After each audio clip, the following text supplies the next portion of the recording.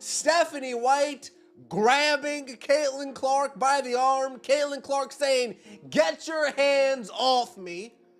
Brianne January grabbing Caitlin Clark. Caitlin Clark saying, "Get your hands off me." Folks, do you know what I see when I look at the Indiana Fever? I see the Mean Girls. She broke every record they said couldn't be broken. She filled arenas that used to echo with empty seats. She put the WNBA on a level of national conversation it had never reached before. And right now, in the middle of all of that, something is cracking inside the Indiana Fever. Not on the scoreboard, not in the stats. Something deeper. Something that, if it isn't addressed, could blow this entire franchise apart. I'm talking about the tension between Caitlin Clark and her coaching staff. And before you say it's being overblown, stay with me. Because what happened on that bench on May 17th is not just a sideline moment. It is a symptom of something much bigger. And you need to understand all of it. Let's go. The Indiana Fever beat the Seattle Storm 89-78. On paper, a clean win. Caitlin Clark dropped 21 points and 10 assists. And in doing so, she made history, setting a new WNBA record for the most career games with at least 20 points and 10 assists, surpassing Courtney Vanderlett's previous mark. That is a record that stood for years in this league. And Clark erased it like it was a warm-up drill. Historic, undeniable, the kind of night that should have the locker room electric. But here's what a fan's phone caught during that same game. Caitlin Clark on the bench, visibly locked in a heated exchange with assistant coach Brianne January. Words flying, body language stiff, tension you could feel through a screen. And then, and this is the part that tells you everything, Clark gets up, she physically moves to another seat on the bench. She didn't cool down. She relocated. That is not a small thing. In the middle of a professional basketball game, the face of your franchise removed herself from proximity to one of her own coaches. That is a statement whether it was meant to be one or not. When your best player is moving away from her coach mid-game, not after the whistle, not in the locker room, but right there on the bench in front of thousands of fans, what does that tell you about what's really going on inside this team? Now, let's be fair. Let's be complete. Because this is not about picking sides. This is about understanding the full picture. Brianne January is not some random face on a coaching staff. She is a former WNBA All-Star, a champion, a woman who has earned her place on that sideline. According to multiple reports, the exchange began when January was walking Clark through a defensive sequence, going over coverage assignments, explaining positioning. That is her job. That is exactly what she is paid to do. And Clark, reportedly, disagreed with what she was hearing. Now, in any other era of the WNBA, this moment disappears. Nobody has a camera on the bench. Nobody cares about the sideline dynamics of an Indiana Fever game in mid-May. It doesn't make SportsCenter. It doesn't trend on X. It doesn't end up in a YouTube video with hundreds of thousands of views. But this is not any other era. This is the Caitlin Clark era. And everything she does, everything, is magnified in a way this league has genuinely never experienced before. The arenas are sold out. The TV ratings are shattered. The merchandise is moving. The casual fans who never watched a WNBA game in their life are now arguing about defensive rotations on the Indiana Fever. Because of her. That is what she brought to this league. That is the reality Stephanie White inherited when she took over as head coach.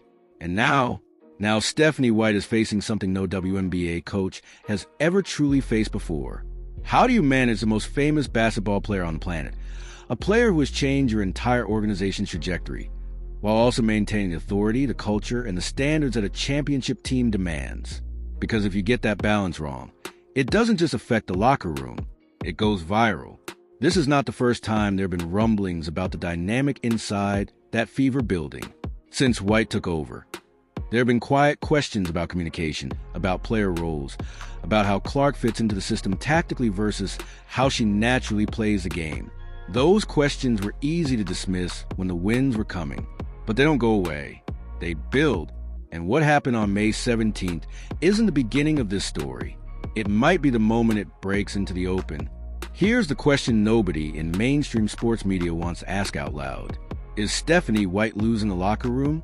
Not losing games, not losing her job yet, but losing the one thing every coach needs more than any play drawn up on a whiteboard: the trust of her best player. Because here's what I know about basketball at every level, from high school gyms in Indiana to the brightest stages in this league. The moment your star stops buying in publicly, every other player in that locker room is watching. They are calculating. They are deciding whose side they're on, even if nobody ever says out loud. Angel Reese learned that. When the Chicago Sky started fracturing last season, it wasn't one explosion. It was 100 small moments that nobody addressed until the whole thing collapsed. The Fever is staring at that same cliff right now, and the clock is ticking. If you were in that Fever locker room right now, a role player, a veteran, a young guard trying to make the roster, and you watch Caitlin Clark move seats away from a coach mid-game, what are you thinking? What decision are you making about this team's future? Let's talk about Stephanie White directly, because she deserves that. White is not a bad coach. Let's be absolutely clear about that. She has a basketball mind. She has WNBA pedigree. She has stood in front of professional athletes and commanded respect in this league before. When the Fever hired her, there was genuine excitement, a sense that this was the right voice for a young, ascending team built around the most electrifying player women's basketball has ever seen. But coaching Caitlin Clark is not like coaching anyone else in this league. It is not like coaching Aya Wilson, as brilliant and dominant as she is. It is not like coaching Breanna Stewart, who operates in a system she has mastered over years with the Liberty. It is not even like coaching Diana Taurasi, who came up in an era when the media spotlight on the WNBA was a fraction of what it is today. Coaching Caitlin Clark means every decision you make, every timeout called, every substitution, every defensive scheme you walk her through on the bench is subject to immediate real-time global scrutiny. Millions of people who love this woman are watching your every move. And if it looks like you're the obstacle between her and greatness, the internet will not be kind. The "fire her now" comments were in the thousands within hours of that sideline clip circulating. Thousands over a mid-May regular season game. That is the environment Stephanie White is operating in, and it is unlike anything this league has ever produced. But here is where I need you to sit with something uncomfortable, because the easy narrative, the one that gets the clicks, the one the algorithm rewards, is Clark is right, the coach is wrong, fire everybody standing in her way. That narrative is too simple, and it is not fair to the full truth. Caitlin Clark is 23 years old. She is a generational talent. Yes. A record breaker. Yes. A player who has done things in this league faster than anyone ever has. Absolutely yes. But she is also a second-year professional learning what it means to lead not just with her brilliance, but with her temperament. The greatest players in basketball history, the ones who built dynasties, who won championships, who became legends beyond just statistics, every single one of them had a moment where they had to learn how to receive coaching, even when they disagreed. Michael Jordan didn't always love Phil Jackson's system. LeBron James had public moments of friction with coaches before he figured out how to channel that energy into winning. Simon Augustus, one of the most talented guards this league ever produced, had to learn the same lesson. Talent without coachability has a ceiling. The question is not whether Caitlin Clark is great. She is. The question is whether this Fever organization, coaches, front office, support staff, is mature enough, structured enough, and honest enough internally to have the hard conversations that turn great talent into championship culture. Is what's happening inside the Indiana Fever right now a coaching problem, a player problem, or a leadership problem that goes all the way to the top of that organization? Because if the front office built this roster around Clark and then handed Stephanie White insufficient authority or insufficient support to manage the complexity that comes with that, then the coach is not the villain here. She is the person holding a live wire that nobody properly prepared her to handle. And Clark is not the villain either. She is a competitor burning with the same fire that made her the most watched player in this league's history. That fire does not disappear just because a timeout is called. But someone in that building has to be the adult in the room. Someone has to look at that bench moment, look at the social media wildfire started, and make a real decision. Not a PR decision, not a let's put out a statement decision, a real one about how this team is going to function at the level it is capable of reaching. The Indiana Fever have a chance to be something genuinely special. The talent is there. The spotlight is there. The hunger is there.